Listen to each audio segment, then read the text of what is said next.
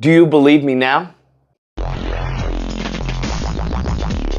Oh my goodness. So I put out a video not too long ago in regards to black people, black Americans specifically, having 5 years max until we are politically extinct. And I think what is currently happening today in regards to affirmative action, getting the yeet, really just bolsters the point that I made in that video.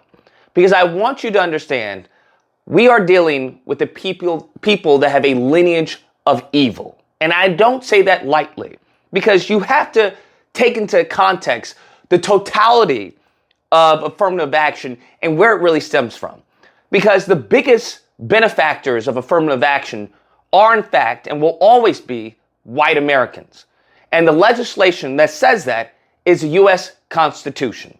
That piece of legislation makes them the biggest benefactor in this country ever. And they will hold that title as long as they are here. Okay, I just want people to understand that, because you have to think about, they put hundreds and hundreds of years of laws, regulations, specifically targeting black Americans, one group of people. Now, in response to that, what did these wicked individuals do? They then put out a law saying that, hey, there could be no laws targeting someone's race. Think about this. Where does that leave black Americans? How do we then fix the problems and the systemic issues that stem from the hundreds and hundreds of years of discrimination that these laws, during the time that these laws were in place? You can't. Thus leads us to the hustle of the white liberal. Because you have to understand, there is no difference between the two. Unfortunately, the white liberal and the white conservative work hand in hand for the benefit of white Americans. Now, the white liberal, what they do? The hustle of minority. By making these ambiguous, vague terms, well, now we can scapegoat black Americans and benefit everyone else. They benefit Asians. As we can see, many of the proponents of Indian affirmative action was the Asian group. We can see as far as their disconnection with black Americans. When it comes to Africans who are coming over here and we're benefiting, when it comes to other groups who are benefiting from affirmative action, Mexicans, okay, white women, veterans, disabled. You have to understand this, that when it comes to minorities, right, when it comes to disadvantage, that includes everyone. So how do you then try and say, hey, this is a law to benefit this group of people, when in fact it does exactly the opposite? It benefits every other group of people who are not in the same predicament historically and presently as black Americans have been. Well, that's the hustle. So I want you to understand, this country has done nothing for black Americans, and it will continue to do nothing for black Americans, because this country has a lineage of evil. Despite that, black Americans have done everything in our power as a group to have this country's back, historically and even presently. And this is what we are brought with. We are brought with anti-black hatred. What you need to understand is that the problems that our ancestors had to deal with are still the problems that we are facing right now. And once again, it's because this country does not like us. They did not bring us here to be citizens. That's what you need to understand. We weren't brought here to be citizens. We were brought here to be labor for their benefit. So begrudgingly, they have put us in the Constitution, and ironically, they haven't. They put everyone else in the Constitution, okay? When it comes to the 13th, 14th, 15th Amendment, they had not once mentioned black Americans, Africans, Negroes. They didn't do that. And furthermore, there was no abolishment of slavery. What they did was rename it for modern times. And that is what these people, dominant society, and everyone who falls underneath it, have upheld. When it comes to education, we're still facing the same problems in education as our ancestors. Instead of now illegally not being allowed to read and write, they now have just updated their racism. They've updated their anti-black policies, where now they dictate as far as how the schools are funded. They dictated what they teach and what they don't teach, as far as the quality of the education. What's the point of having an education that is subpar and you're automatically behind everyone else? It's the same hustle. when it comes to healthcare. They were experimenting on us to benefit them. They were giving us, having us be guinea pigs, using our offspring, our children as bait. What's currently going on now? The same exact thing. You look at the mortality rate of black women in the hospital. You look as far as how doctors and people, as far as view black people having a higher pain threshold. You look on the experimentation that's going into Africa. You look on the experimentation that's going on in predominantly black neighborhoods when it came to, when it came to the jab and whatnot. Nothing has been changed. When it comes to justice, look at back then.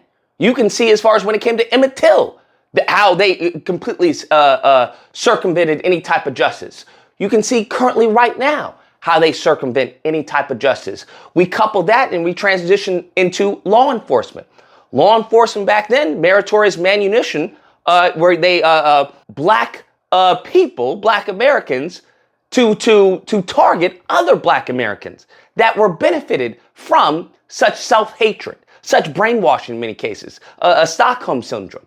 You now bring that to present times. What do we have? We have the Candace Owens of the world. We have the Larry Elders of the world. We have these individuals who are doing the same thing that their ancestors, who have a lineage of evil, because if you come from a lineage where you are betraying your own people in times of subjugation and oppression, yes, that is a lineage of evil. Best believe you. And it's the same thing that's happening all over again, where you have people who are exploiting the community, who are coming off as friends. Hey, I'm with the fight, but every time you see them, they're constantly exploiting the community and taking resources out of the community to benefit themselves, not the group, solely and exclusively themselves. Nothing has changed.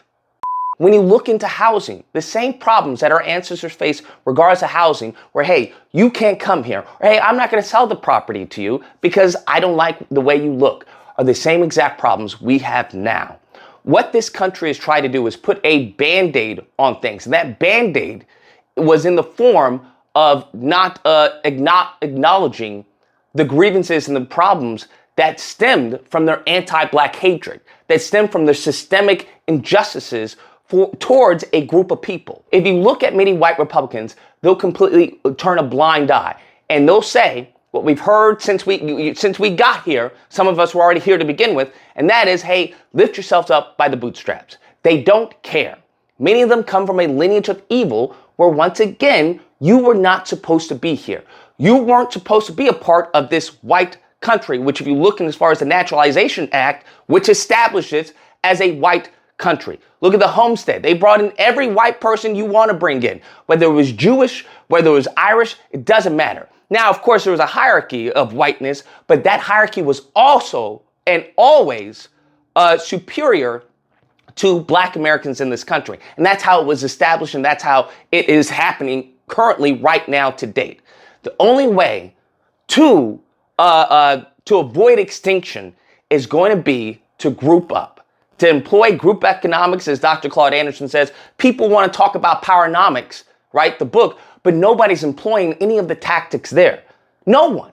No one from the top echelon to people, your next door neighbors and whatnot. That's not happening. What they have managed to do is to divide us. One great thing that I always advise all black Americans to do is to turn off the TV. That is nothing but an idiot box for anti-black people. That's it. Because that's all that is being promoted is propaganda. And it's a propaganda skewed towards one way. Always one way. I don't care if you're on CNN, MSNBC, or Fox News. They're all the same. Turn that off. You have got to, as far as engage with your own. Because if you don't, I want to bring up a quote. And what the quote was is that if we don't unite, eventually we will go back to slavery. And he's 100% correct. And that's exactly where my premise of 5 years political extinction stems from. Because that is what's going to happen. It's going to be slavery. Not necessarily in chains, but who needs chains when you have chains around your mind, okay? When it comes to education and the lack thereof. Who needs chains when you have law enforcement putting you actually in chains in the policing system? Who needs chains when it comes to housing? When they put you in certain ghettos and gentrify those ghettos after they put you there. So I want you to understand the hustle of that. They put you in these properties and they understand the real estate is great. It's just that the people there are problematic. So once they get you in these certain neighborhoods that they've ordained for you, they then kick you out via the process of gentrification, and they build up the place. All this time, they could have built it up and had people, the same black Americans that they despise, had people use that property as is. But they're not going to do that. Their whole purpose is to cause our extinction. If you look at history of this country, that has always been their goal. Even when you got out of change, what did they do? Try to put you right back in it. When it came to slave codes, when it came to Jim Crow, that is what they do. They come, as the scripture says, to kill, steal, and destroy. And until you understand who you are dealing with, we will become extinct. That's as simple as that. We will be in slavery, for lack of better words. And they'll try and, obfuscate. They'll try and deflect, and they'll rewrite history, which is what they've been doing. If you can take a look in the history books presently, they'll just label it as CRT. So I want people to understand that it's not a game, and that if you think it's a game, well, fine, because we're losing. And I don't like to lose. I don't like to be on a losing team. I like to win. I like dubs. Anyways, guys, that's the video. Let me know what you guys think. Whether or not you believe, look, we're fine, okay, we're fine, all right? What we need to worry about is the FBA versus the Africans. What we need to worry about is that black people created hip hop. Or if you don't believe, all of that, I would say, is a ploy. And I would say it would be a ploy from government agents. That's what I would say. The moment in time you worried about boondoggle events as opposed to empowerment and the future of you as a people, then yes, you are being led astray. And unfortunately, it's not going to matter moving forward. Unfortunately, it's going to get to a point where it's not going to matter. Nobody's going to care.